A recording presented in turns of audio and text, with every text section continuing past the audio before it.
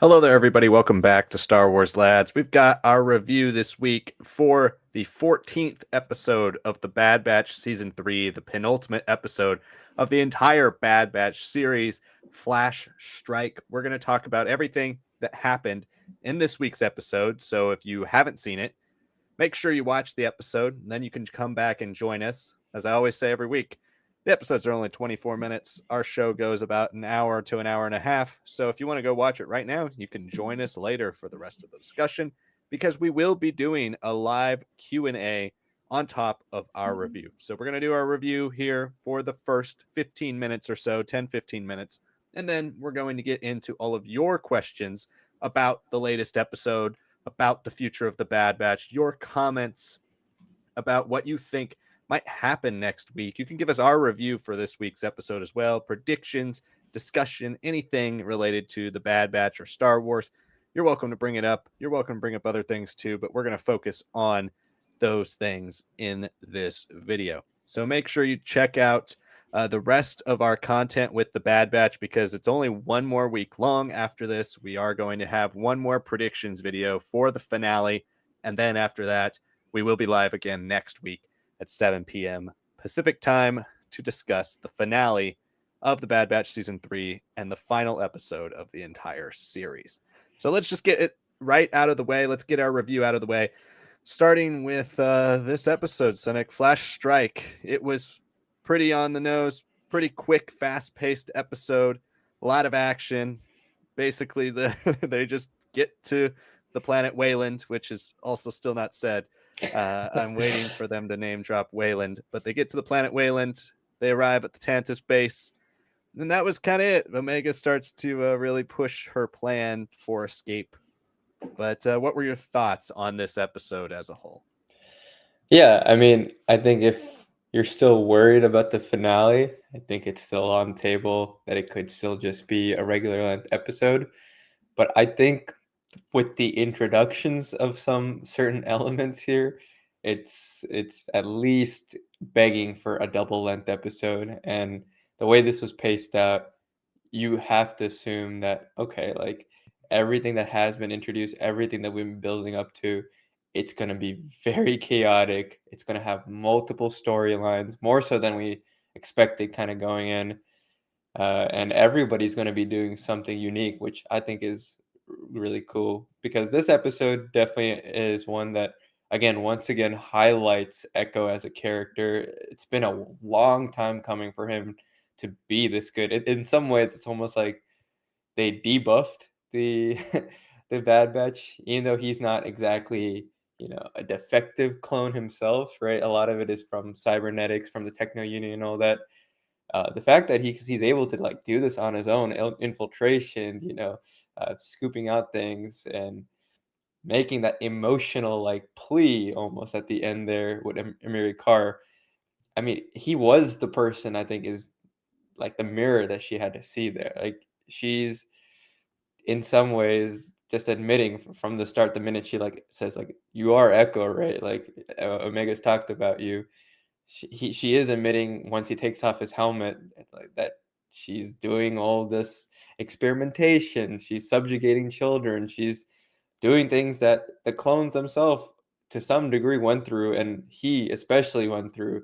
And he's like begging her to see and look at him like say like, do you really want to be doing this? Is this really who you are? Omega doesn't believe so. Like, prove it to me now.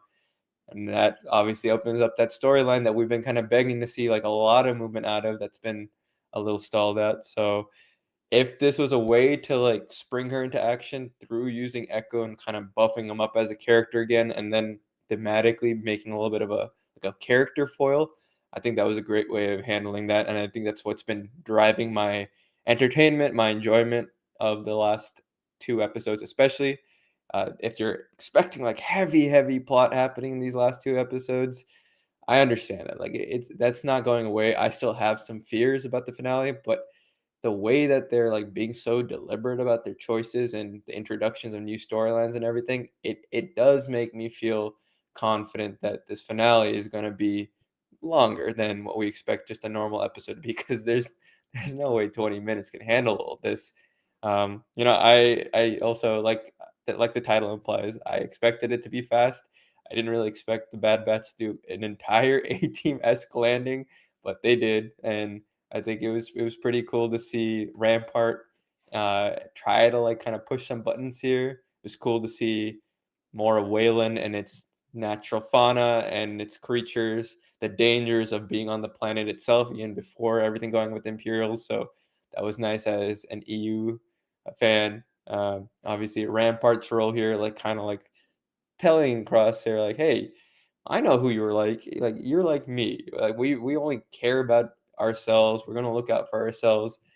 And we've been kind of begging Crosshair to have like at least a few moments of character like development, and I liked what we got here. It's definitely setting him up to have some very like interesting scenes in the finale because he's like, no, that's not me anymore. I've changed, which that has been his great arc. He's learned, he's changed, he's understood who he is and what actually matters to him, and reminders of his past and taunts almost don't work on him anymore. And it's great to see that they've like really doubled down, like, hey, like this is who he is now. He's back with his brothers, and now he truly is one of them once more, instead of just being forced to tag along because this is what he was bred for. Uh, Other than that, there isn't that much else going on other than the fact that Omega somehow manages to finally uncork the Chekhov's gun from season 2. And with the scientific vessel and everything, I already had some like beliefs that, like, okay, we're gonna see some crazy weird experimentation and everything going on. And here, lo and behold, we got the Zilla Beast, right? And it was so weird to just have that in one episode last season. A great episode, actually, one of the better ones for sure. And then to have this here now and set up for the finale, it's really begging a question. What is the cavalry gonna be? Is it gonna be Rex's group? I don't think so. I think it's gonna be all the clones that are both fleeing and fighting off Hemlock's forces, and then whatever the Zilla Beast is gonna do, whatever Echo is gonna do with Emerie, whatever the rest of the Bad Batch are gonna do, the loose thread of Rampart now that he's captured. This is definitely a penultimate episode in that sense, that a lot of things have happened that have gotten me really excited. Now all they got to do is give me three episode long finale, and I'll be perfectly satisfied. If it's two, I'll be like, all right, decent. But if it's one, I don't know. You really got to be like, hey, we got another animated show coming out in like December for me to be like, okay, fine. It's gonna be one. It's gonna be a It 24-minute can't be. episode. It It's can't going to be. be. It's going to be a 20. I'm now convinced it's a 24 to 28-minute episode, maybe 30 at best. But this was, for better or worse, exactly what I had been using to temper my expectations the entire season of season 3 of the Bad Batch. Ever since, especially the Ventress episode, I think this has been that thing that just continues to recur every time we get something that looks like ranching towards that clone rebellion spin into this show. This is a show about the Bad Batch, and it's going to end a show about the Bad Batch, and that's all right. It is. Like we've talked about on these live streams every week. For those of you who are new, or those of you who are just joining us for the first time, the Bad Batch as a show, I feel personally, with audience expectations, with how much the audience conversation exists online in today's world, or we all like to speculate and theorize, we set ourselves up for disappointment. But it's one thing to set yourself up for disappointment when you theorize constantly about, oh, what could they do, what could they think up next, what could tie in here. But then when you have a show like the Bad Batch where they're consistently giving you, like, hey, this is a little plot point we've set up for something, but we're not going to wrap it up in this show. There's been so much of that in the Bad Batch that I think the jaded version of me by season 3 is now fully ready for this next episode 15, to just be a short episode about the Bad Batch grabbing Omega and escaping, kind of destroying the Tantiss base and setting the Empire back. But it will have a nice conclusion for a lot of the different characters in the Bad Batch. So I'm fully ready to accept that.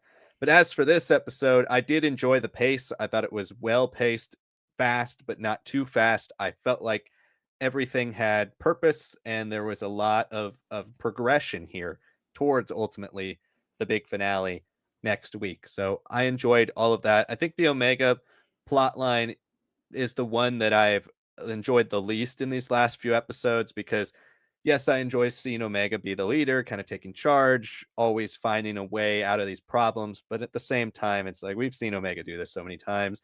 And a lot of it is just to set up, okay, how are we going to ultimately get these kids out of an impenetrable fortress, the vault, which is then nobody's able to get in except Emerie Karr, who's going to be helping Echo.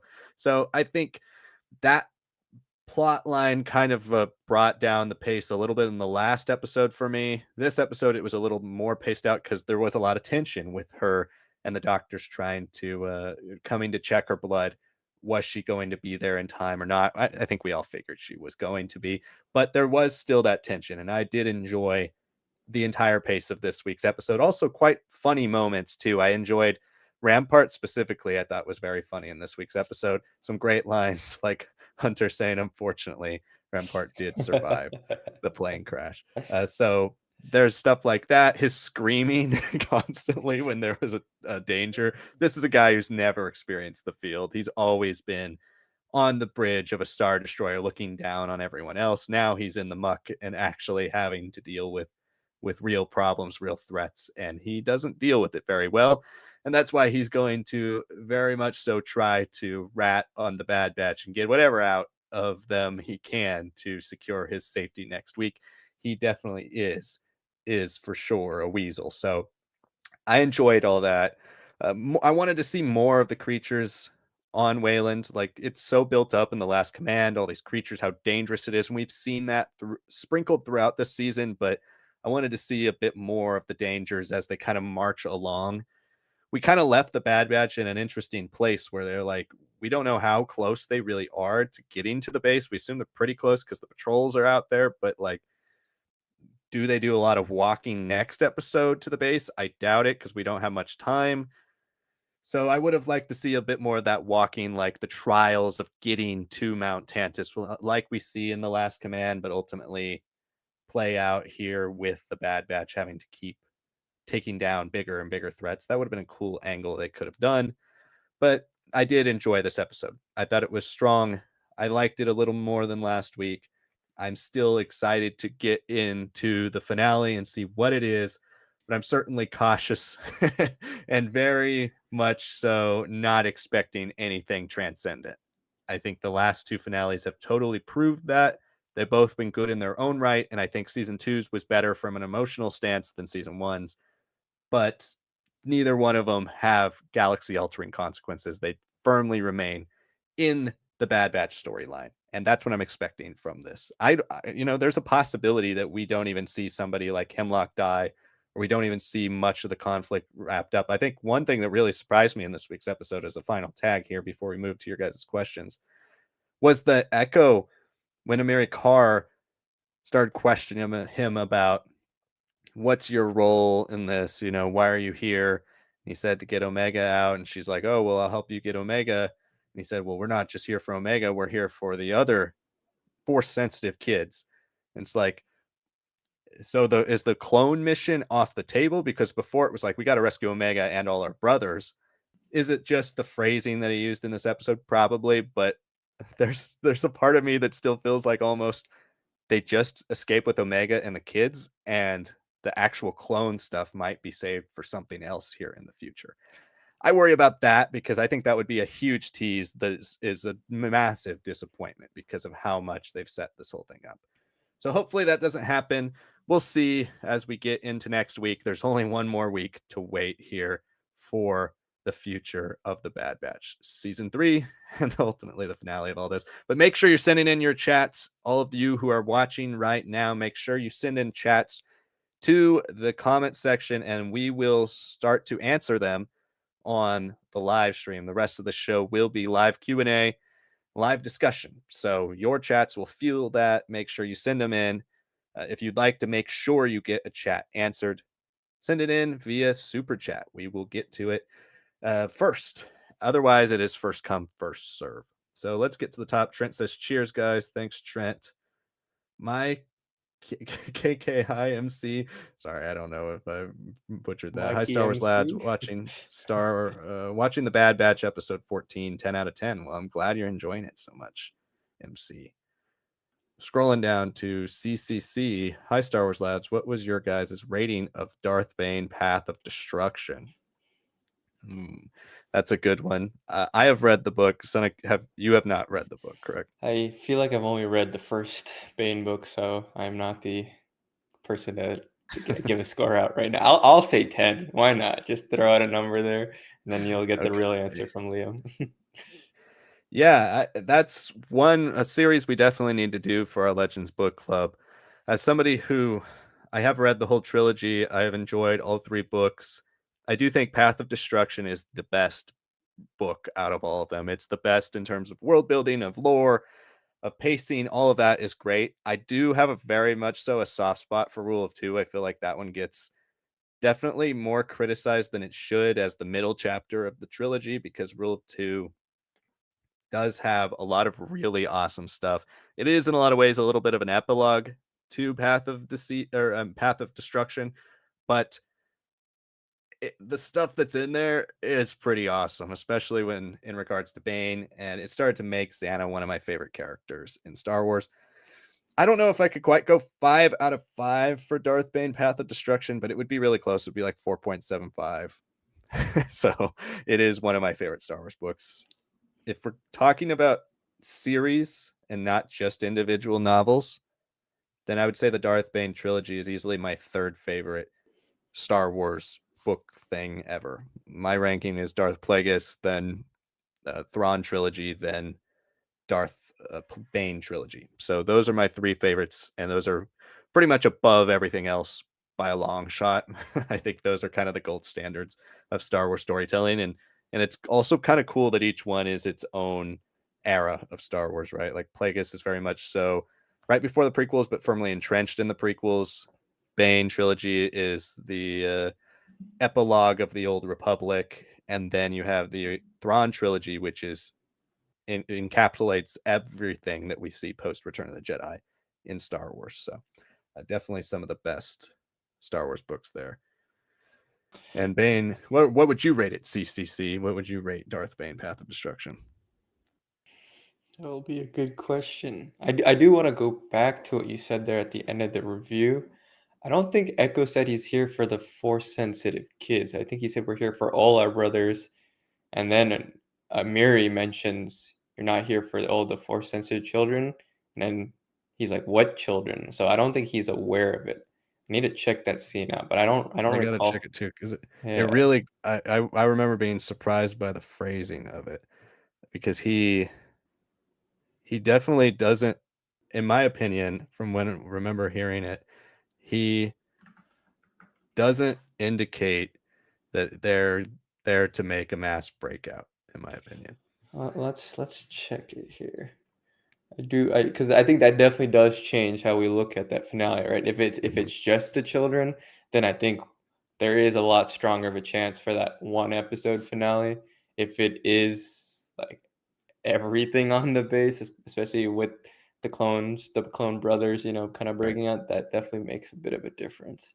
Because there's presumably a lot, and we still haven't really seen CX2, right? Like he's been such an antagonist, like at least like a cloud hanging over our characters. So yeah, it's almost like weird that we haven't even seen him in this episode. So I would think, I would think he said that, but I'm gonna put this on subtitles here and check. She's in the vault. What are my assistants? If you're gonna free those children, you're gonna have to trust me. He says, what children? He says, wait, what children? So he's here for the clones, and he is not aware that there's other children. So I think that definitely does change things. Okay, I scrolled back through to it too, and I think the thing that confused me is he says they're here for the prisoners that you've been experimenting on. I think that's where I got that. because you can the clones in general, that's the target of this show. If you're focused on the CX clones, which we haven't wrapped up that storyline, and I think ultimately it is something that seems like it's going to tie into the Crosshair arc, but the overall clone army is something that's not connected Right. to the rest of this story. And I think the prisoner aspect of these clones being trapped into the empire, like um as this basically hostage force, we're not going to wrap that up. And I think that's something that's incredibly disappointing when you look at the breadth of this show. I think now at this point, maybe the worst tease of what this show is that mid-season point of season 2, because I think that's the one that really, if you watch the first half of season 2, the show is starting to tell you we're a Bad Batch centric show. Right. And then those 2 episodes happen and you're like, okay, so they're about the general politics of the clones and what are we doing with this? Then that never comes back. And then Chuchik shows up in the beginning of this season, then never comes back again. So why, that I think that's the thing that's one of the most frustrating parts of this entire thing is like, why have these moments, these moments where you capture spots in time that are not just moments that affect they're moments that affect the galaxy. They're not really moments that affect the Bad Batch. The Bad Batch are so pulled out of it. They're not involved in these conflicts. In fact, those 2 episodes don't even really feature point of view from the Bad Batch until Rex recruits them. So then why are we not why are we not going back to that when you spend so much time diving into these moments? I think that's just something that's continually being more and more frustrating to me. I mean, again, like I said earlier, it's one of those things that I'm fully ready and prepared for none of this to actually come up again.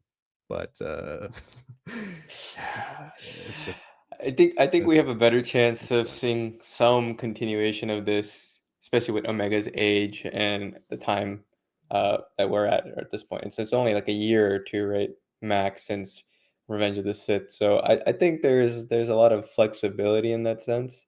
It's not. I don't think it's like a solo too, where we really might not ever see that again, right? We might never really see Kira's initial days under Maul and how she eventually takes over and Maul is left behind on Malachor. Right? Like, why is he there? Why is he like seemingly trapped? I don't think we're Mm, in that situation. I get the fear. I definitely do. But I think this also comes down to Echo's priorities have always been a little bit different, right? That's kind of one of his biggest changes throughout the Bad Batch. He kind of we still don't see a lot of his time with the Bad Batch because like that unfinished Kashyyyk arc, right? That never really came to fruition. Like it kind of sort of got adapted here in season 2 with the Gunji episode, but it also has that episode hinting at previous adventures on Kashyyyk with them. So, we haven't seen how long he's felt like he's, going along with what the Bad Batch want and feeling like that's what's meant for him now, which is like a key point of the end of the Bad Batch arc in Clone Wars. But then by season 2, he's already like, no, I need to go back to being another clone. That is who I was. It's something that was stripped away from me. I tried something and it's important to me, but this is still more so. And I think it's what's gotten me thinking because I'm not gonna like dismiss criticism of like the show just because I've enjoyed it. Like no, I think you're right. Season 3, as strong as it's been, it hasn't necessarily had the highs of season 1 or 2. It hasn't had the lows either, which I will appreciate far more anyways. But I do think that maybe structurally we have to look at this as like maybe this is like the first of like 3 shows that are like the dark time shows, right? Maybe the next show is Ventress for 2 and 3 seasons or whatever she's doing with the Path. Then maybe we go to like a Rex show as like the capper or something, right? I think structurally whatever they're doing here is different. And I don't think this was the original plan. I do agree with that. I think the Bad Batch was supposed to be, a show that started off kind of how it did in season 1, but ultimately they were more like the symbols of like all clones are valuable. We are all people in this galaxy who deserve to not just be pawns for another government, just created for the sake of warfare and disposed, right? I think they were supposed to grow into that position. There's also a little bit of like, how much are you really going to get out of Omega here? Is she just going to be propping up Palpatine's like Sith resurrection versus being like a Force sensitive? And how does that tie in with the hidden path and everything going on in Dark Times? And I think there's a lot of elements that they introduced in season 1 that I don't think they were necessarily ready to fully expand on. But if they end the show with like a double episode length or a triple, and it's still a reach, but if it happens, I think I'd be more confident in like the next show being another chapter of the Dark Times. If this is like maybe a prologue of, if this is even like a prologue show to a Dark Times show that has multiple arcs like the Clone Wars, I think I'd be much happier with that. If that's how we're going to treat it. And we also know that the Clone Wars animation, that the style itself is not now being purposed for Filoni's uses, just to kind of do his shorts that he wants for the Tales of series. So maybe whatever comes next, that's like going to be that big final like push for this sort of animation, and then we're going to move into anime, or a completely different animation style. I think there's a lot of things going on behind the scenes. The Bad Batch, especially not being super popular, limited just how much they could do, especially by the time of season 2. But I think if they land season 3 right, if they tease stuff almost immediately for next show, or like do like a Book of Boba Fett insert right at the end of like Mando season 2, I think I'd be a lot more pleased with the finale instead of just like being happy about it. Oh, for sure. And I think in general, we don't know, again, we've said this every week, but we assume by the way Disney has promoted this show that this show has not lived up to their viewership standard. Like, even when you go on Disney Plus, right, last night at midnight, we go to watch this episode, scroll through all the icons of the new release stuff on Disney Plus. Bad Batch wasn't even on there, and there was a new episode up last night. So just from the way they're marketing, we can assume the viewership is lower than they want, right? And we talked about this the last few weeks. I'm sure there are a lot of things in flux because they've seen the highs that the viewership can get to with something like the Clone Wars season 7. They've seen the highs that viewership can get to from the pandemic with the Clone Wars and Rebels, both probably exceeding a lot of their expectations, especially for a show like Clone Wars, which was, besides its new season, 7 years old at that point. So there were a lot of things that I think surprised them, and I think they think that they don't treat animation necessarily as just the side thing to keep some fans happy. Obviously, this is a very adult oriented show. It's not a show that's aimed towards children. Something like Young Jedi Adventures, they don't care about the viewership of that. That's something aimed for children that they're just hoping to get younger kids onto Star Wars, into the franchise, invested in it, right? But this is something that's certainly targeted towards that TV PG audience, which would be somewhere, kids probably anywhere from 10 years old to adults as well. So I think in general, the way they've wanted this show to go, the vision of the creatives with the show, and I definitely admire the fact that they're letting this play out, right? We don't know what the behind the scenes interference with the overall storytelling has been, what they've been forced to put in as extra episodes, what they've been forced to tease with for future series and future things. But this season, this show has in general been and felt like a fairly cohesive vision. And I do admire that for a show that most likely is not getting the viewership that the Rebels or Clone Wars got at its peaks, and is still allowed to at least run its course. I still have my theories for sure about season 4 of The Bad Batch being something that was probably coming, and it had a lot more of the cutting into other character POVs. And then we've kind of backtracked on that, maybe because of the general reception and general viewership numbers for the show. But I do think they value animation enough to where they're looking at this and saying, okay, maybe the Bad Batch itself is a bit of a tarnished name in terms of, like, new viewers aren't watching it, right? We're not going to get new viewership on the Bad Batch, but let's start a new series And let's still also invest the time and resources into animation. It's not just, hey, it's not doing that well, we're not going to do any more animation. I firmly believe there's a future for them in animation. It's just a matter of this show might have been caught in the crossfire, like kind of like Resistance as well. But both of those shows are kind of caught in between what's the next big thing for Disney Star Wars animation and Star Wars Rebels, which was a late bloomer, a show that didn't necessarily find its audience until towards the end of season two, and then didn't really hit its peak audience till the pandemic. I think they're trying to figure out, how do we juggle those types of styles, how do we juggle this type of content, and ultimately find our next big hit, something that all Star Wars fans are going to watch, not just kids or not just animation fans that already exist. How do we get new people on board? It's something that certainly begs the question for what they're going to do here in the future. We got a super chat from David Fieldson. Thank you so much, David. As always, we really appreciate your support on the channel. Says, I'm somewhat disappointed they're not dealing with the greater canon issues, but I really believe they're doing future shows like you're saying. Also, BB. Well, thank you so much, David. Yeah, I think we're all kind of disappointed ultimately with the way the Bad Batch has turned out. I mean, you missed my tirade a little bit earlier, but I think it's just like, I think it's hard to not be disappointed with some of the things that you see here as potential, right? As hardcore Star Wars fans, we sit here every week and we talk about the Bad Batch and we talk about all the things that could be here. And not just could be, but things they've already set up and teased and shown for an episode or two, but then pulled back on immediately.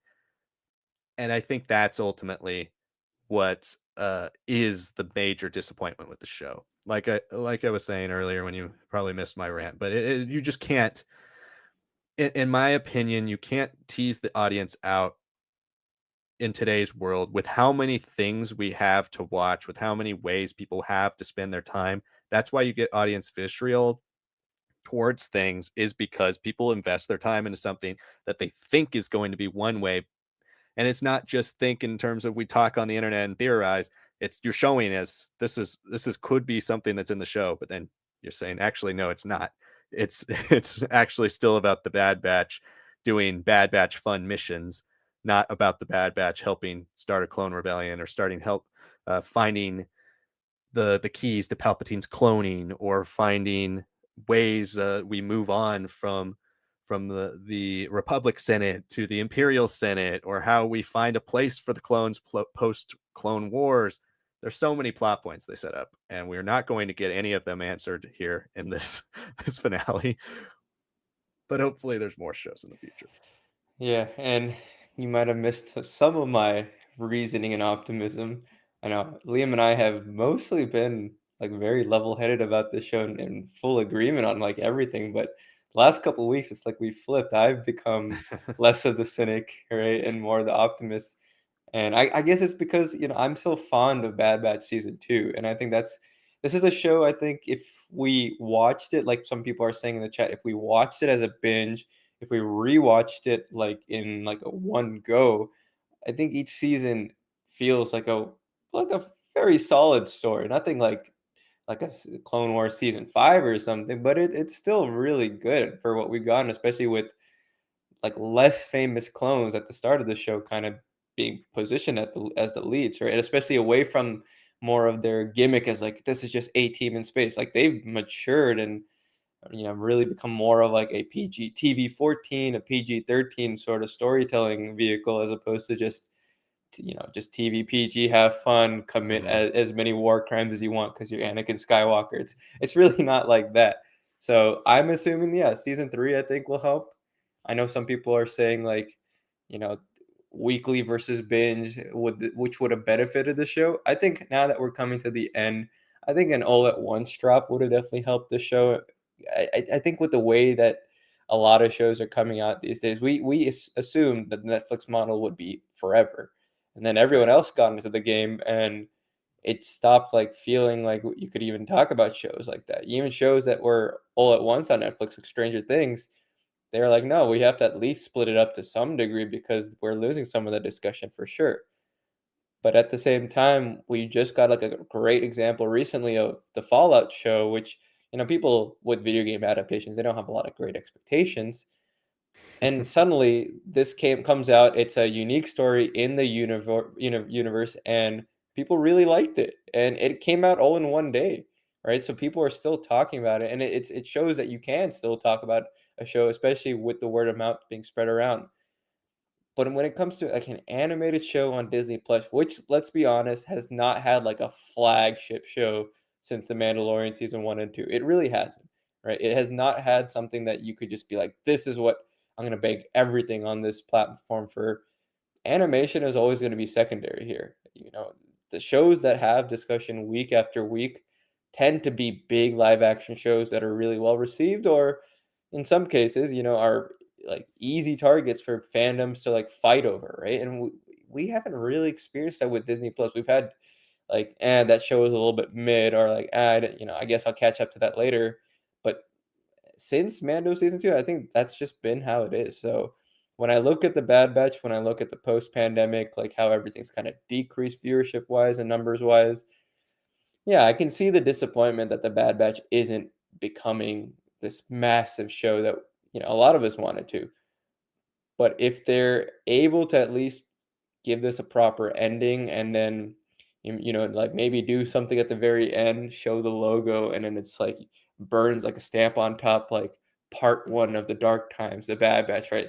If they suddenly restructure it at the very end, I don't think it'll do much for us, but at least it makes us think, okay, this is at least now being repositioned as just a beginning stage of the story. There's more stages to the story. So I'm being optimistic in that sense, because it's clear things have changed with the original plan.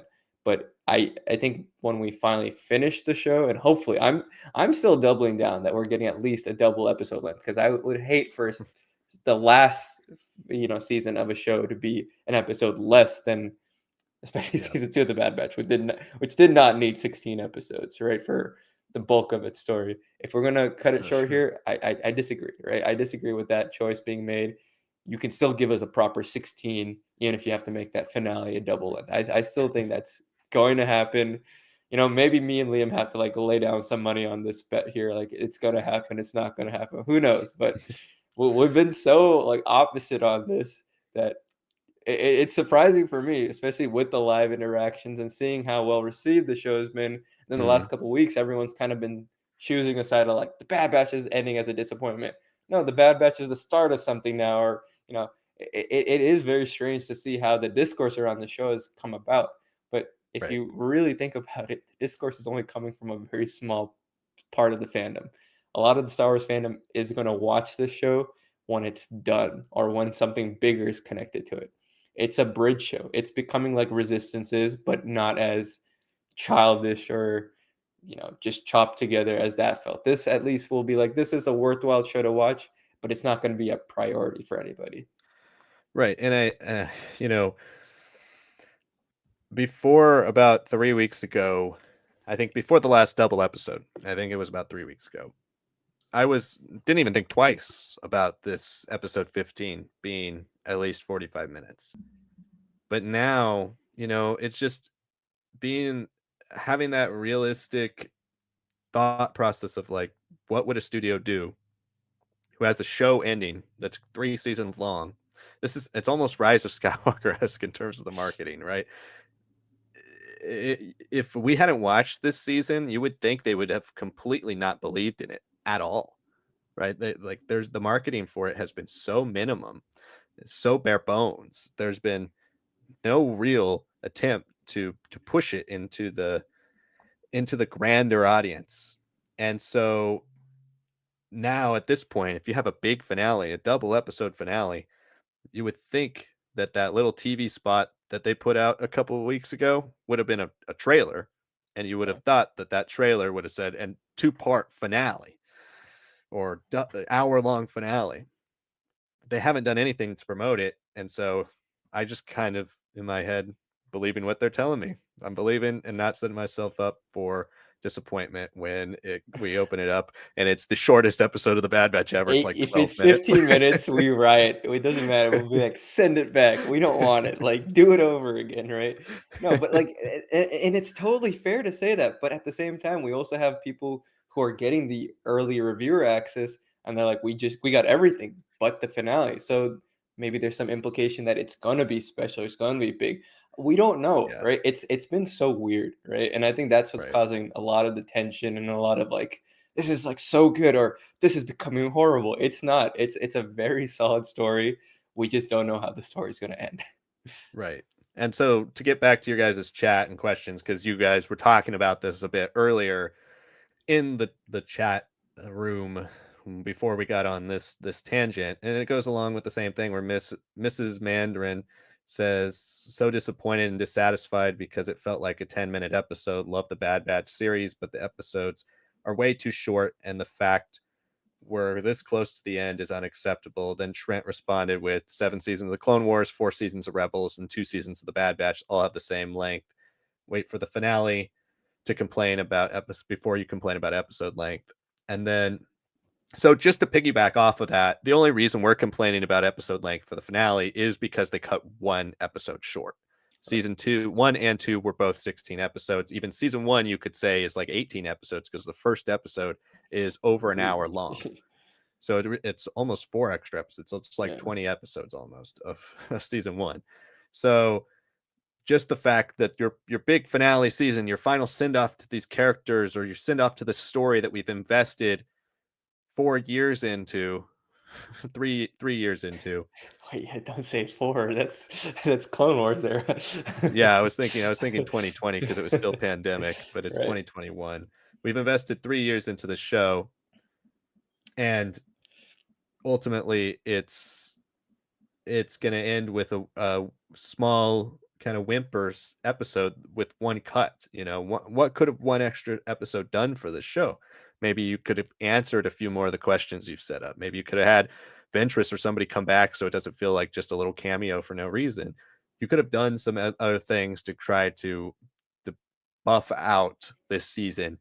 And like Sanak was saying earlier, and he and I both firmly agree on this, I think this is the best paced season of the show by a mile.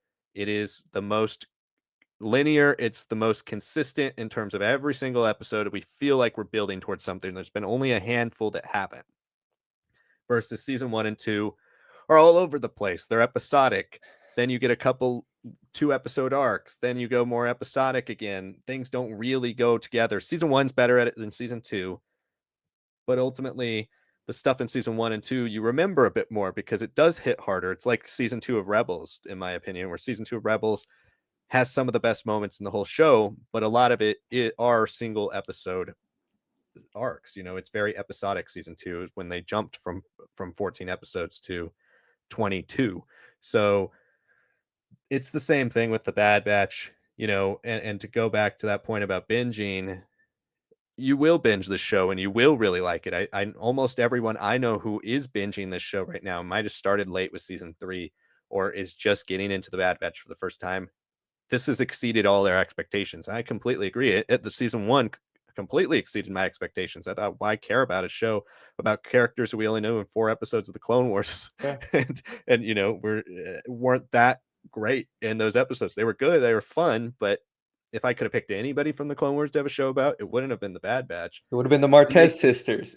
No, yeah, no, Bad Batch over Martez sisters every day of the week. I would have rather had the misadventures of Jar Jar pretending to be a Jedi on 100%. Rhodia instead of the Martez sisters episode.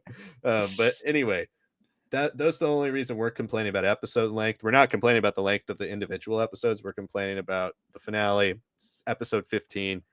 You basically set it up for it to be at least a 45-minute episode, or 48-minute episode would be double length.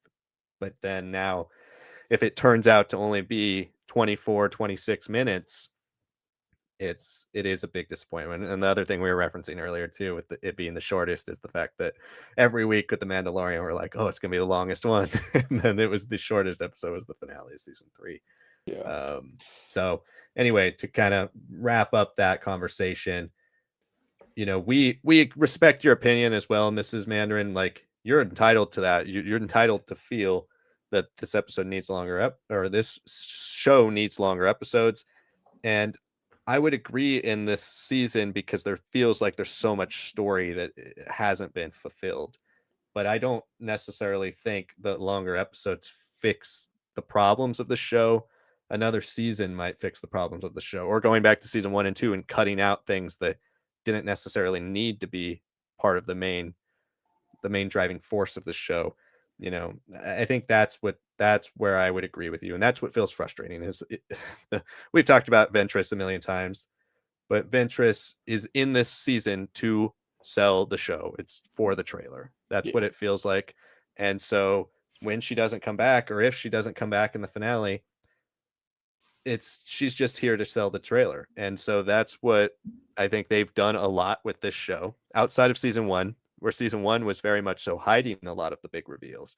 Season 2 and 3 have really doubled down on, look who's in this, all these cameos, all these things you're going to learn about. And then those end up playing such a minor, not pivotal role in the show that it doesn't even matter, their appearances. So I feel like I'm complaining about the show more than I actually do like it. Like, I think this is a solid quality show, not as good as Clone Wars or Rebels or 2003 Clone Wars, but it's definitely a huge step up from some of the other Star Wars animated shows. And I do think it's firmly that mid-tier Star Wars show, but it is disappointing with the nuggets they have left for us to not answer. And now that we're looking, basically we're staring down the end, we're seeing the show flash before our eyes. One episode left. Yeah. It's like, what are the missed opportunities that are here? I completely understand that for everybody who's disappointed about it. Yeah, and maybe to be purely optimistic, they haven't given it away because it's a movie finale or something. I don't know, and I don't want to be wildly optimistic about this show because it hasn't, like you said, it hasn't shown anything because it's hiding something even bigger behind it. It's been kind of showing all of its cards. It's playing a full sabak, and you're like, all right, but it's not really great of a hand for you. It's like, all right, okay, well, we hope that would at least get your attention here. And there's no misdirection here. It is exactly what it is. And I think the only misdirection that we got was Ventress, because that could totally change the trajectory of the show. She's like more involved, or if she's in these episodes, but she's not. She was definitely like corporate saying like, hey, we need to sell this final season and we need a backdoor pilot for something that could happen or is in the works for happening, because regardless of how we feel about the storytelling here, she's just way more popular. She's just gonna be that sort of character that we want to deal with more so than just clones that aren't even like years like long in people's minds, right? Like when we still talk about the Bad Batch, right? Fans like us, we talk about Echo more than we do Hunter and Crosshair sometimes, because it's not necessarily he has a better story, but we've seen so much more of his story. We grew up with his story. He's had seasons of development, even those cut short for a long time. The Bad Batch, if they continue into other shows and different arcs, I think we'll really treat their own show with a lot more reverence. As it is right now, we have to be critical of format, of structure, until we see what comes next. And if nothing comes next for them, I would feel like a little bit like, okay, like I guess they're like important, and then at the same time, not really. But I'm gonna be optimistic that they will continue to play a role in this early part of the dark times. It just might not be in their own show, which is disappointing, but that is the nature of Disney Plus and what they're trying to like really pump out and make profitable, right? And they haven't had a big hit. Maybe they're pushing everything into Acolyte. They haven't given us anything for Skeleton Crew. That's supposedly coming out at the end of this year, and it's been ready for a whole year. Maybe they are, like some people are saying in the chat, like they are just kind of cutting their costs here and then waiting for the right time to present some of these characters and their story into more appealing and flashier like imagery and visuals that we got. Mm-hmm. That's a good point. I think the Bad Batch will continue on. This isn't the end of their story, but it is the end of their show, unless somehow they get to be the main characters of the next show, which is a possibility. They are already fully animated, and certainly people are aware and recognize them. You just can't necessarily sell a show off of them if they couldn't sell their own show. So we'll see what happens here in the future. Getting back to the chat, Angelina says, hello, everybody. Hello there, Angelina. How's it going? Asks us, have you both played KOTOR 1 and 2? And do you think Darth Treya is Aaron K? She said she knows the handmaid's mother, and she bears quite a resemblance to her. Well, thank you so much for your question there, Angelina. And yes, we both have played KOTOR 1 and 2, some of our favorite Star Wars stories ever. And I certainly, love the character of Darth Treya. There are a lot of things about Treya's features that kind of do hint possibly to be a Chani.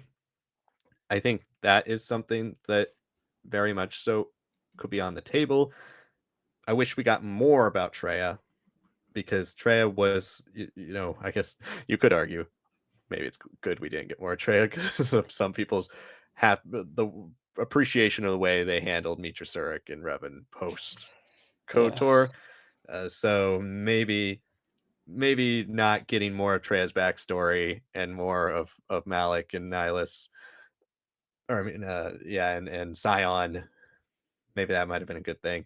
I'm not quite sure. I can't personally say I have a theory about that, but there is a possibility she could have been born a Chani or could have something to do with that culture. And then, we know she does have connections, obviously. KOTOR 1 and 2 are so much more tied together. Their story is so much tighter than it really appears because they're so different in terms of style and so different in terms of the placement of their story, like the way what's surrounding the narrative, that it feels like they're spread apart. At least that's always how I felt as a kid, but they are very much so very intertwined. And so that could have been something they were going to go with in a possible KOTOR 3. Yeah, I mean, I get that Aaron K being the master of Revan at some point and joining her apprentice. Maybe she is Treya, right? Like that's, yeah, I can see that. But I do agree with that last point that made there, Liam. Sometimes these two games do feel very disconnected. I know there is a little bit of a time gap, but it's only like a couple of years. And the Revan novel, it has some interesting things. I think it has. I think it sets up like the Sith Empire pretty well, but it doesn't treat the KOTOR characters that well. I don't even really like Canderous in the book that much either. It's a very strange like fetch quest there too with his arc and his story, and I don't know how it really connects that well with his portrayal in KOTOR 2. I think it's a hard game, especially KOTOR 2. It has such great storytelling. I think Yeah, it it does. I think it's in my opinion, I always like darker. I always like stories that feel like middle chapters, and I think it is a game that, even though it's rushed out with the restored content mod, it does feel more like the second of like an eventual trilogy, but we never got it. That's really the biggest issue, right? And you could call the Old Republic the third, but it's not. It's 300 years later or something, right? It's a big difference story wise. It's leaning on some of the imagery, but yeah, I don't know. KOTOR 2, it does a lot of things. It does a lot of things right, but then it teases a lot of things that we could have maybe explored in KOTOR 3. But then that begs the question: are we going to treat KOTOR 3 kind of like our Rise of Skywalker, where all the threads of KOTOR 1 and KOTOR 2, as separate as they feel at times, are they going to just be balanced and evened out? Maybe. I don't know. I like the ideas, and I like that KOTOR 2 still feels like a gold mine still, whereas Mhm. I think a lot of the Old Republic leaned more on KOTOR 1 and then, kind of ruin that stuff. So whenever we get KOTOR in, the video game, if that ever happens to remake or some like TV show or movie, I think, the ideas like this can be explored further. And I do like, I appreciate you, Angelina, like thinking about that. That's not something I'd ever considered, but yeah, it could definitely be true. It could also simply be that Obsidian had no time and they're just reusing models and they're like, all right, just add some like lines here and call it a day. David Fieldson says season 1 and 2 of the Bad Batch are really good during a binge rewatch. Don't know if you guys did that, but I think season 3 will be like that as well. We are kind of referencing your comment earlier, David, in some of our discussion as well. So we won't go too far into this, but the Bad Batch in its format suffers a little from the drawn out weekly format, and then says though the weekly format benefits discussion and analysis, and that's why these these companies mostly still go weekly.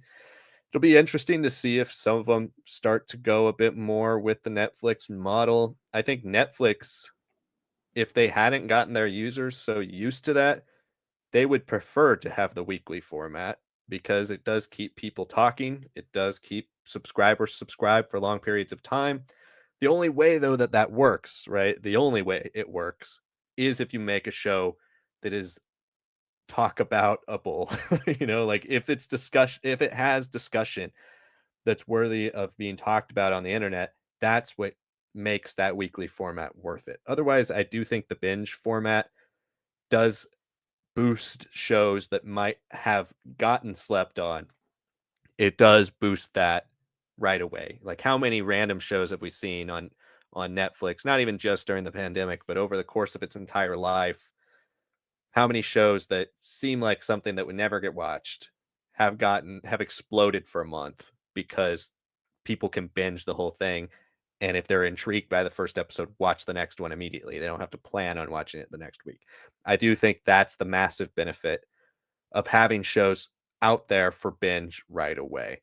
Yeah. But the weekly discussion is something that certainly pulls people to continue to talk about it for a long period of time and thus creates a subscribership. So it may be something like the Bad Batch season 3 would have been better as a binge if you just dropped it all at once, or at least dropped it in two parts like Netflix is now doing, because they're trying, without fully taking that away from their subscribers who are used to everything coming out day one.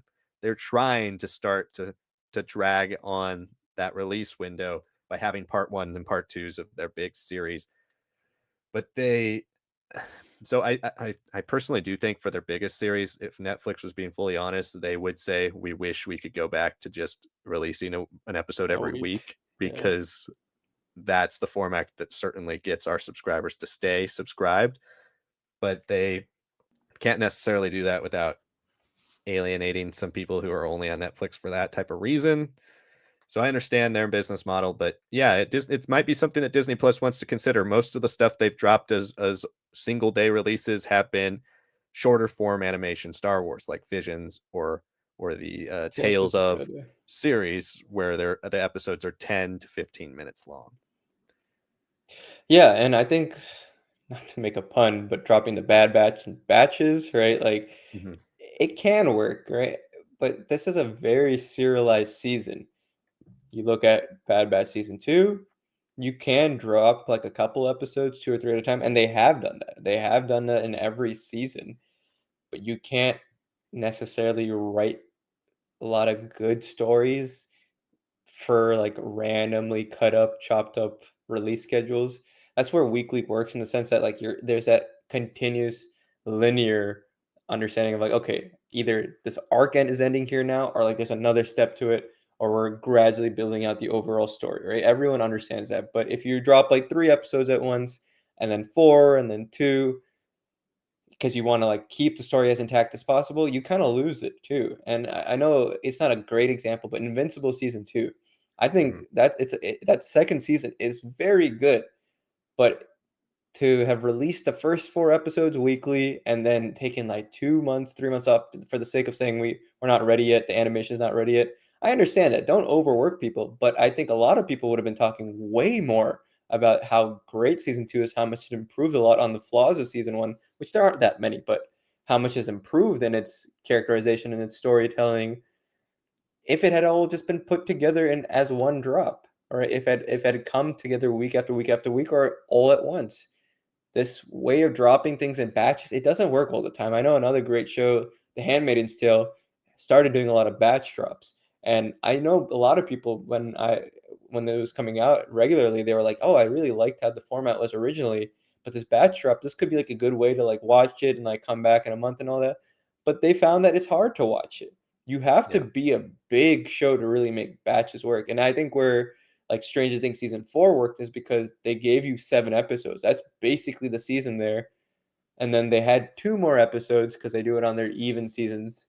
And that last episode was like an hour and a half or something. It Mhm. was like super long. So it made it like worthwhile. And you could still fill in a lot of story.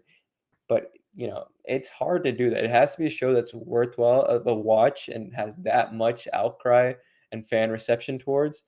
Yeah. And cutting it up into the batches, uneven or not, it works out for them. Oftentimes, it sometimes stops the story. So it's really hard to say if one show should be weekly or batch release. Nobody really knows right now. The experimentation's still going on, and any further experimentation on the format itself, it's kind of been stopped because the streaming bubbles exploded. Now people are trying to Right. play it safe, either all at once or weekly again. I haven't really seen a successful batch drop in a long time. I don't think Bad Batch would have worked in batches. I think Yeah. the reason I think a 1 day binge drop for the entire season would have worked for the Bad Batch season 3, or would have maybe worked better than it is currently, is just purely for the fact that this show, they've already shown us by how much they put into the marketing. This show was basically dead for them. They were not going to pump it out as much as they tried with season 2, excuse me, or as much as they did for season 1. This show was something that was pretty much done. They finished it. We've got content for Disney Plus, but it wasn't something that they were hanging their hat on being a massive success. So if you're not hanging your hat on being a massive success, then the conversation would have been greater, with especially how high quality this season has been for the most part, and especially removing you remove disappointment by doing a full season drop the same day, because nobody's theorizing about, oh, what's going to happen next. Ventress only shows up in one episode. She only shows up in one episode. I think we would still, as fans of Dark Disciple, be complaining about that. But it wouldn't have felt abnormal. You wouldn't be waiting for weeks to see, okay, when's this plot point going to come back? And it never does. It would have felt a little bit more coherent. And that's where binging always helps. And I think it would have helped season 3, considering they weren't betting on this being a huge thing for them. It might have been a surprise hit if they had just dropped it all at once. Because how many critics do we see, with the batches talking about in the first half or the second half, how great it is? They all binged it. So they had a different perspective than us watching it weekly, and we've enjoyed it. But I do think that would have definitely helped the show. But batches have the same stigma as weekly releases, right? Like if you dropped the first 8 episodes of the Bad Batch, great. I think a lot of the people who would have watched it would have been pretty thrilled with what's going on, but it's hard to convince people to binge 8 episodes of a show when the ending is still not there, right? That's a lot more television to binge than just watching one episode for 24 minutes every week. It's a lot more of a time commitment to watch 8 episodes. So that's where I think the batch format would have not worked for the Bad Batch season 3, or really in Bad Batch in general. And I think that's why that format really only works for the biggest of big shows. It worked for Stranger Things. It didn't work for The Witcher. The Witcher's, with the Henry Cavill news of him leaving the show, with all the controversy around the reasons why he left the show, for basically being somebody who's staunchly loyal to the novels versus the rest of the team, and all that kind of upheaval about the show. It didn't end up working in batches because there wasn't as much anticipation and excitement about that show as there was Stranger Things. I think Mandalorian might work in batches, something like that where there is excitement. But it has to be, if you're going to do the batch format, it has to be something that's incredibly highly anticipated. And it has to be something that people are fine investing a lot of time into and not seeing what happens at the end and having to wait a couple months in order to do so. At least with the weekly format, you're not investing as much time weekly, so you're okay with waiting longer. I think that's the big thing. And all my all my arguments always go back to time. People have so much time, or don't have as much time in today's world to invest in things they don't want to watch, because there's so much out there. They've got to use those watch hours basically to watch things they care about, not things they don't. So back to the comments here. Miles, Mrs. Mandarin says, still go back and watch Clone Wars cartoon. Are you talking about the Gindi one? That's pretty awesome. It also says maybe there will be a new show called Rex and his Clone Rebels. Hey, we've been theorizing for a few weeks that the next show will be called Dark Times or something like that, and will be about Rex and his rebels as the main characters. There probably will be other perspectives. I said last week, You could even have Imperial perspective. You could have Palpatine episodes. You could have Vader episodes. You could have Ahsoka episodes. You could have all sorts of things tie Ventress on the in. path and Quinlan, like there's Ventress, ways to just shove it all together if they really want to. Obi-Wan, like we could do the Kenobi book in animation if you wanted to early in Dark Times. You could have anybody's perspective, and you could do anything every week. It could be very Clone Wars-esque. But there has to be another show. Otherwise, a lot of these plot points will be really disappointing. David says, what about Andor? I think this was in conversation earlier when you were mentioning Disney's only flagship show being The Mandalorian. I saw this comment pop up. And Andor was great, and we definitely agree it was well reviewed, and we really enjoyed it. But the numbers definitely aren't there as compared to The Mandalorian for other big, huge shows with other, like comparing it to other streaming services, massive flagship shows. Andor doesn't really come close to like House of the Dragon or Game of Thrones or Stranger Things. But The Mandalorian at its peak does get to those types of numbers. Yeah, and I think when we talk about numbers, I think numbers have improved for the show, but they're never going to be massive. I hope season 2 is massive, but Tony Gilroy is like, I basically am taking 5 seasons and putting into 2. So, and each block is like what the season would have been, right? I'm just going to take what's thematically rich is, what I think is essential, and then get us to there. And I can't blame him. I think as fun as the first season of Andor was, I don't know if I would have loved a 5-season show. I think it would become a little too dreary and melodramatic. There's only so much about Mon Mothma just kind of floating around in the plot that could work for more than one season, right? And she has to be a lot more centralized and focused, or else she's going to feel like an add-on instead of just like an essential leading figure of the rebellion, like the person behind it all, right? So I think we'll see an improvement with how well received it is in the award shows and everything else. But there are fans who, I mean, not necessarily on our channel, but we've seen in our polls too, who anytime Andor's raised, they're like, we hate Andor. It has nothing to do with Star Wars. It's so boring. It's dull. There's no lightsabers, the Force, or anything. It's not well received for that type of fan. There are fans like us who want anything to do with Star Wars and can appreciate that and have definitely seen a lot of like serious films and read a lot of history, and that's what makes Andor really rich and engaging for us. But I mean, I'm not gonna say that I had like the same like jaw-dropping reaction to all those episodes the same way I did necessarily when the Book of Boba Fett randomly brought Luke in, and I was like, oh my god, that's Luke. That actually looks incredible. Or the Mando season 2 finale. It never reached those incredible highs for me, even though Andor is so well written and so much better objectively as a story. But that's Star Wars isn't perfect. It's always been campy and cheesy. It doesn't necessarily fit with the image of what we want for Star Wars, but maybe it opens the gates in its season 2 and people are more open to that. Maybe our generation especially is looking for at least some sort of maturation and like the TV show format for Star Wars. Maybe we see that, but as we saw with Andor's ratings and as we've seen with the Bad Batch and animation, kind of having a similar parallel there, it doesn't sell that well. It does okay. Well, keep sending in your chats or your questions, your comments, your theories to the chat. It's about an hour and 10 minutes into the stream, so we're going to go for another 20, 25 minutes here before we wrap it up. So you still have plenty of time to get in your questions, your comments, your theories on all the Bad Batch topics you'd like to talk about. Or as you've seen in this video, we've talked about other things besides Bad Batch. So if you have anything related to Star Wars or movies or anything you'd like to discuss, send it in to the chat.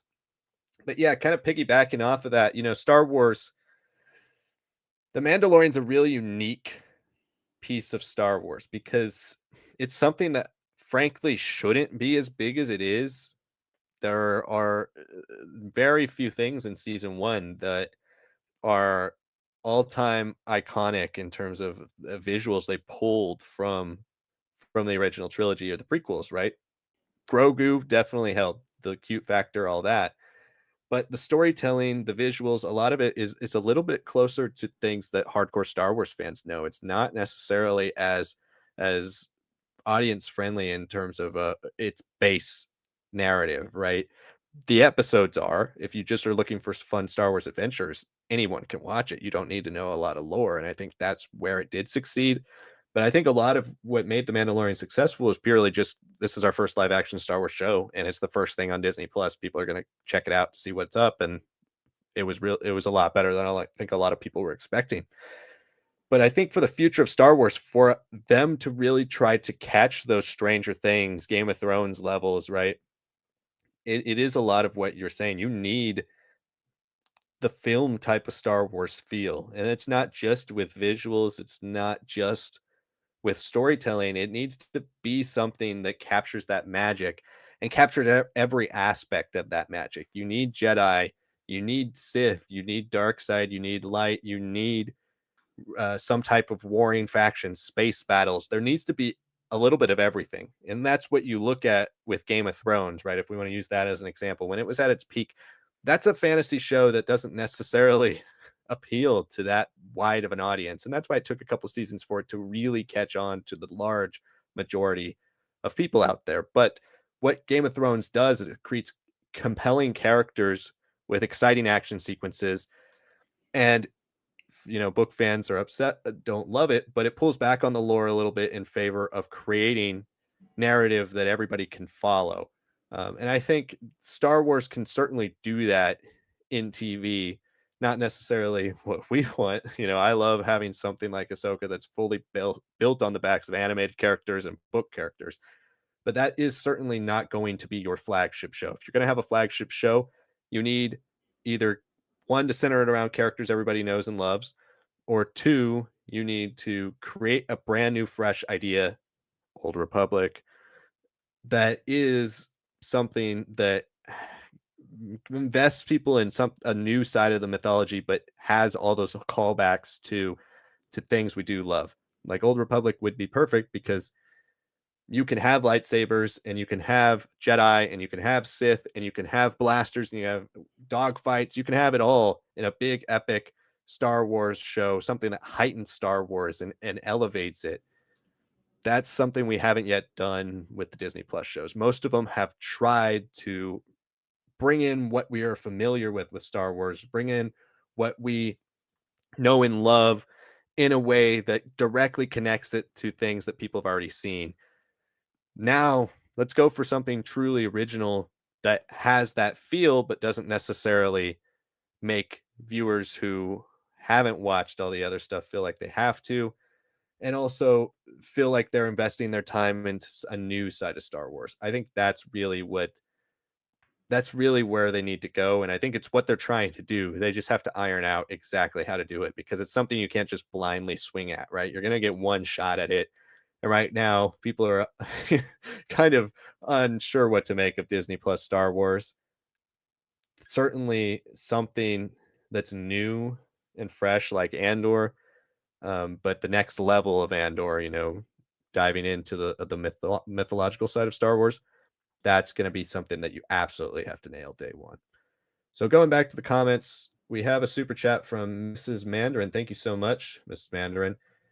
And there's no question attached to it, but we really appreciate your support there from this for our channel and for our stream here. So thank you so much for joining us and talking with us here in the chat. To get back to some of the chat here, we have Bataside the Manslayer. Long time no see, Bataside. Thank you for joining us once again.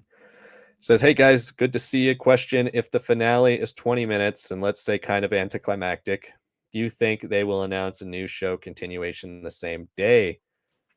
That's been our topic of discussion the last few weeks, Batasai.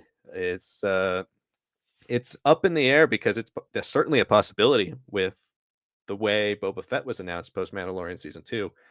I think, one of the reasons to do that though was because you had Luke Skywalker in the finale of Mandalorian season 2, and they knew people were going to watch it.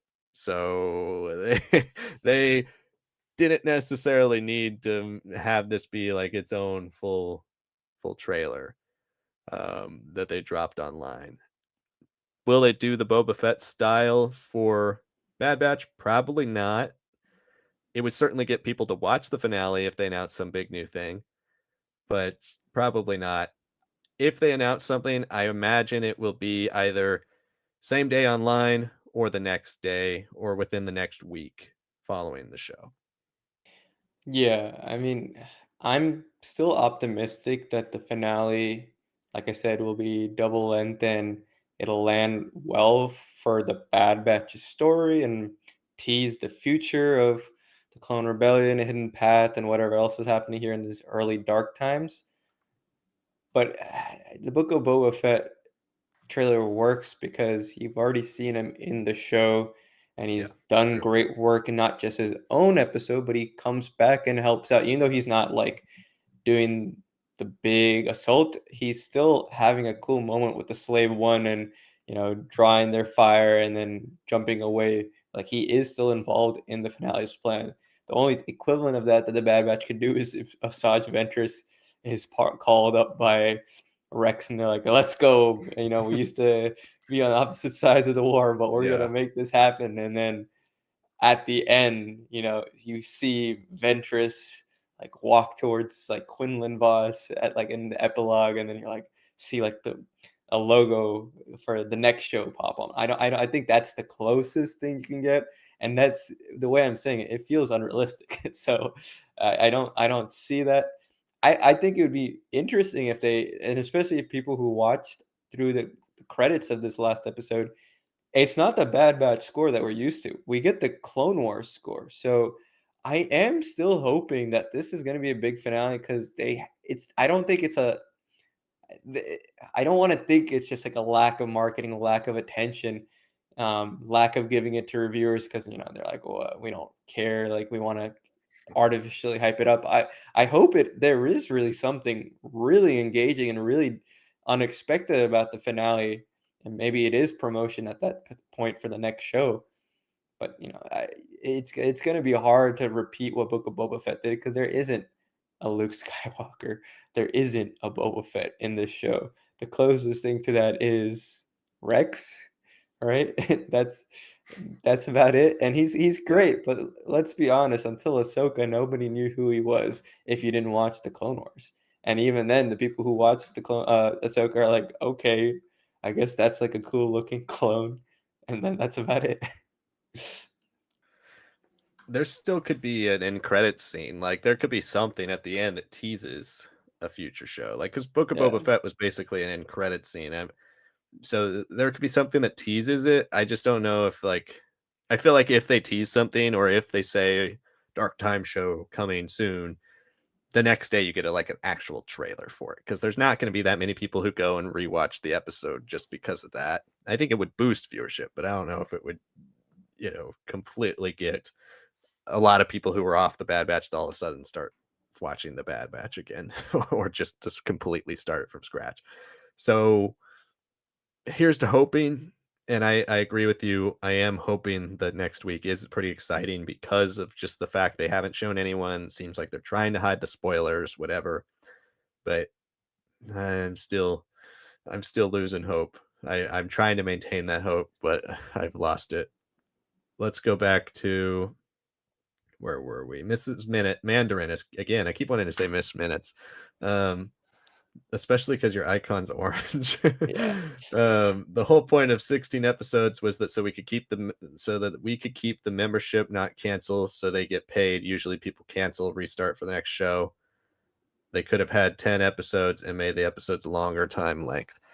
And that's very fair. They are trying to string people out, but I think at this point, what our arguments are saying is at this point, they know the Bad Batch isn't a show that's going to be keeping people subscribe to Disney Plus. In fact, it might be something that nobody subscribes to Disney Plus for until it's actually over. So that's why, you know, having that 16 episode consistency is something that they would only make sense for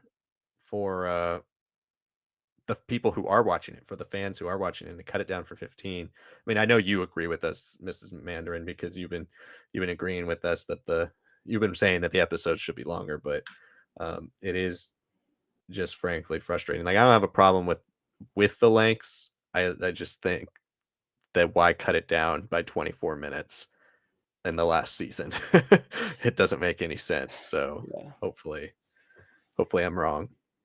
Yeah, and like I know what you're saying about the 16 episodes, keeping the membership and making it to 10 and making it longer. I get that, but we live in a capitalistic society. They know that month over month, if we can keep some episodes starting at the end of one month and then this show ending in the beginning of the third month, they'll make more money. It's just a fact.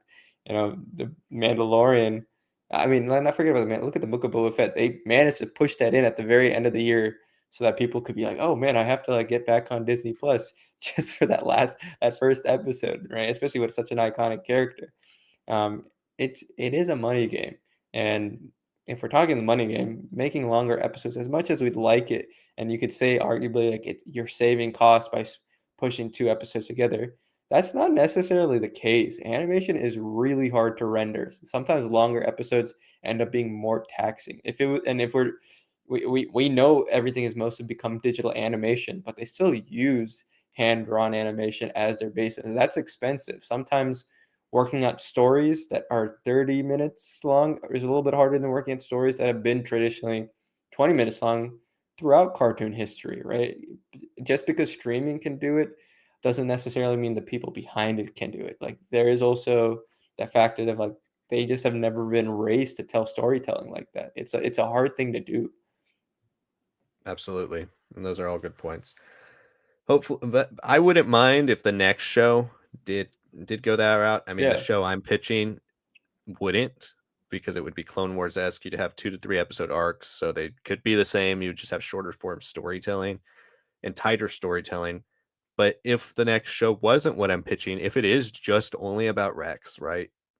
I wouldn't mind if they do that. And I think that would at least elevate a little bit of the animated format, right? Like these shows are meant to, as I said at the beginning, these shows are meant to bridge that gap between children and adults.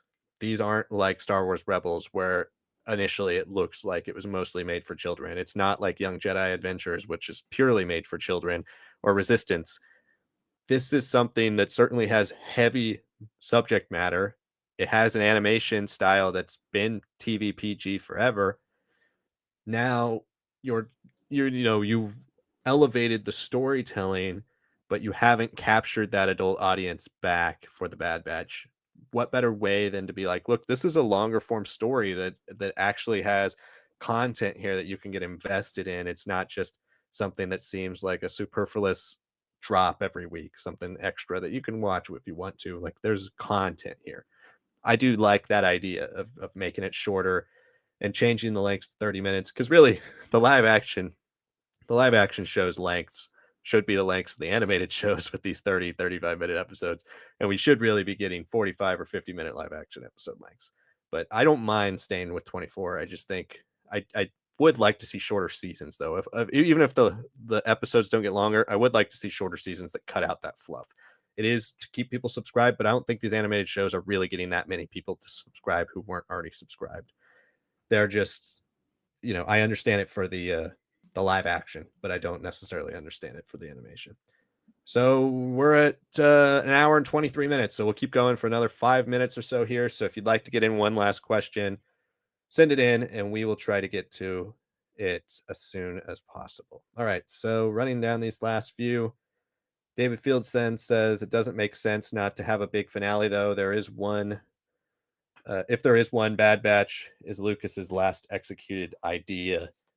Hopefully there is a big finale. I think there is going to be a big finale for the Bad Batch for the characters in this show. I just don't know if it's going to be as universe altering as we had all kind of hoped it would be. Yeah. That title Cavalry, it's still giving me hope. There's a lot of things giving me hope. There's a lot of the realism that is coming from Liam's end, and I obviously respect that, and a lot of you guys in the chat. But if I'm not going to be blindly optimistic about Star Wars after this many years of being a fan, like, what else am I going to be optimistic for?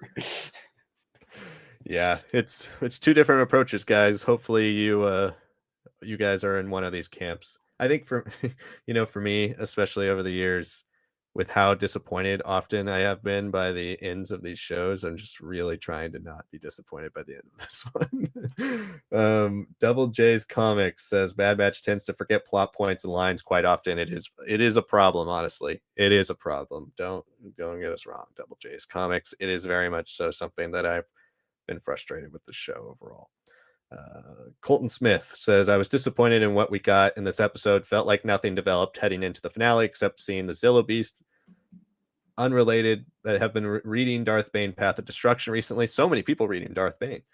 Incredible so far. I'm so glad you're reading it. It's one of the best Star Wars books, as we talked about it a little earlier in the stream. But yeah, sorry you were disappointed with this episode. I hope the finale gets better for you. Yeah. It's the only thing we can hope for, right? Yes. Dogzilla says Darth Bane books are the best in the EU. That's certainly a bold claim, but I don't think one that a lot of people would disagree with. So I certainly love them. Invincible is a good story. They should have launched the Vong War on Disney Plus. That is Oh, something we will probably never see happen, Dogzilla, unless they do a complete 180 and say, hey, we're going to start making animated adaptations of EU material, in which that will take them a very long time to go get to the Vong War. With that being said, though, I still think it's possible to see the Vong at some point. It won't be on Disney Plus. We're starting to shift to now important storytelling is shifting back to movie theaters because studios have realized we make way more money in the theaters than we do on Disney Plus or streaming services. So if we see the Vong War, and if it's possible that we do see it here in Rey's New Jedi Order film, or we do start to see it come in the future, it will be on the big screen. I have really no doubt about that. yeah. I mean, Vong is controversial even today. As much as people want to say like the Vong is the best part about like Del Rey's introduction into the EU, it wasn't always like well received. New Jedi Order has gotten a lot more of like an upswing, especially we've noticed on our Yeah. channel in the last like 5-ish years. It hasn't. I mean, growing up, like people cared more about Legacy of the Force and these trilogies, like the Jedi Academy trilogy and all that. Even if objectively the writing wasn't as strong, because they're like, I don't care about the Vaughn. They just seem too early 2000, late 90s edgy, and like they don't really feel like they fit in with the galaxy that George Lucas made and all that. And there is great story around them. I'm not going to disagree with that. If they were ever to be canonized, all right, the closest thing we got to that was in the Clone Wars, where they're going to bring back Verger as a character. They were going to show like scouting parties. We're going to see Vong ships and all that. And then they're like, maybe we should like keep this on the back burner, right? It's the same situation as when we were almost about to get, I believe it was Bane and Revan for the Mortis arc, and they're like, maybe that's too much, right? It's always safer to assume that they are creatives, as much as they appreciate the EU, they want to take the elements of the EU that make the most sense to George's original vision and his influences. And if they are cool characters, sure, why not bring them in? I mean, George Lucas only brought Ayla Secura because he's like, oh, I like how she looks, and she was like just there in like the comics. That He's was really also a all it fan of was. Darth Talon too. Yeah, he's got a type. We'll say that for sure. But it, for the most part, though, I don't think Star Wars fans really loved the New Jedi Order and the Vong until recently, and it's a long series. We want to do it on the channel, but like we've noticed, even like doing the Heir to the Empire trilogy, right, as the Thrawn trilogy, as beloved as that is, it's hard to keep people's attention for very intricate storytelling. And if we were to do like somewhat of a Vong adaptation, it has to be like in movies or something. If it's a show, the amount of storytelling that's there in New Jedi Order could fill up like 5 seasons alone. It's insane. Yeah, it would be better paced as a show, but with what Disney Plus has, the money Disney Plus has decided to put into their shows, I personally would much rather see it as a movie. And also, if they're going to adapt a major story with effects like that and something they're going to invest a lot of time and money into, it's going into the theaters. That's just how it's going to end up going. But Colton Smith says, have y'all read Project Hail Mary? One of my favorite books ever. Curious how it will be adapted as a movie. Could be amazing or terrible. I have not read it. It's Andy Weir, I believe, right? Yeah. And I have not read it, but I'm glad it's one of your favorite books. I'll have to read it one day. Looking forward to the movie, though. I am excited because Gosling has been on a tear. I've heard it's also at times quite a funny book too. So I'd love to see what happens there. It's gonna be also pretty interesting because Drew Goddard adapted The Martian, right? Mm-hmm. And that was another Andy Weir book. So I think there's gonna be like a good adaptation no matter what. But I have heard from a lot of people that this is a book that it's almost like Dune. You have to read it first, and you're gonna lose some elements translated to the screen. But if you put them together, it makes like the experience so much more enriching. So I'm hoping to read it. I've heard it's a very like real, like a near future, really interesting story. I'm excited for seeing Gosling, take another. He always takes these breaks and then comes back bigger than ever. So, you know, I'm excited for whichever angle he goes towards for this portrayal of the character. Well, since we only have 2 questions left, we'll answer these and then we'll wrap it up for the night. Double J's Comics again says, my vote for the Bad Batch in credit scene is a Rex and Wolf meetup scene like Arnold and Carl Weathers in Predator. That would be so funny. It would be great. I'd love it. But yeah, bring Cody along too. He can tag along and watch from a distance as they do the handshake. Yeah, a nice little thank you homage to the recently deceased Carl Weathers too, right? Like Yeah. just be like, no, we missed the guy, and we want him to have his entire legacy in some ways affect Star Wars moving forward. Angelina Serrani says, Star Wars lads, what's your opinion about the Star Wars Outlaws game? Well, we did do a trailer reaction to that. We've done 2 trailer reactions on the channel for that game. You can check those out if you'd like. But in short, I am nervously excited for the game. Always get excited for Star Wars games since we have gotten so few of them over the years. The the continued discussion about it certainly has me more and more nervous every day. I said in our trailer reaction, I was pretty nervous because it is Ubisoft. They haven't necessarily had any real hits in a long time, since I would say even Assassin's Creed Odyssey is their last big, like everybody agreed it was a great game. Great game. And that was, I believe, 2019. So, or even Well, 18, maybe. yeah. It was one of those 2 years. So that was a long time ago. So I certainly don't have much hope with the studio around it. But what gives me hope is it's open world Star Wars. If you make it very much so live and breathe Star Wars, if it exists in the Star Wars universe, right? If it gives us open world feel with things you can only do in Star Wars, I think I'll be relatively satisfied, even if the game's just a 6 out of 10 or a 7 out of 10. Like, it doesn't have to be perfect for me to at least enjoy it. But I don't like a lot of the things I've seen about the extra expansions. I don't like locking Yeah. out certain levels. I don't like all the typical predatory uh, microtransactions that these companies usually do. It's not it's not good for gaming, and it's not good for Star Wars. And we've already been associated with Star Wars, with EA and with Battlefront. So you don't want to do that again. But I'm trying to hold out hope because I do love open world games. I do love Star Wars, and I want it to be good. Yeah, I mean, I'm most excited because I've been caught up with the comics, and this is being set between 5 and 6, and we really had an emphasis in the last few years of like expanding on the underworld of essentially every era of Star Wars. So how this character slots in will be very interesting. We've also gotten confirmation that Kira, even though she wasn't in the trailer, she's going to be in the story, so that's really cool. And especially with where her story goes in the comics, it's pretty fascinating how much lore they've already arguably like the Bounty Hunters comics, everything in the Charles Soule like trilogy that he has, the Hidden Empire, War of the Bounty Hunters, Crimson Reign, right? Like there is so much storytelling, a lot of crossover with Darth Vader and Star Wars comics.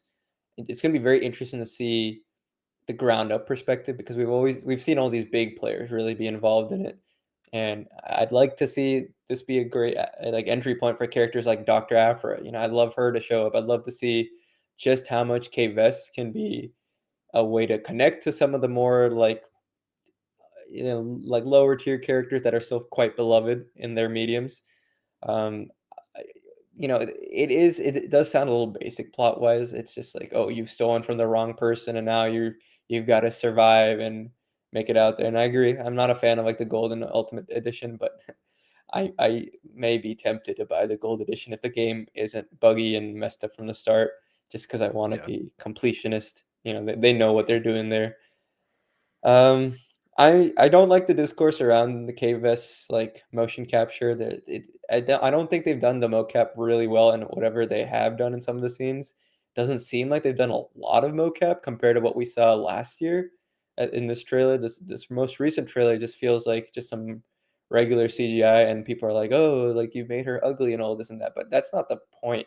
If you're playing Star Wars games for like how pretty someone looks, I don't think you're playing it for the world. You're playing it for the story. You're playing it for the unique creatures and design. You're just playing it because you've got video gamer biases, which it's been more of an online thing. I haven't really heard that in public, which I'm glad about.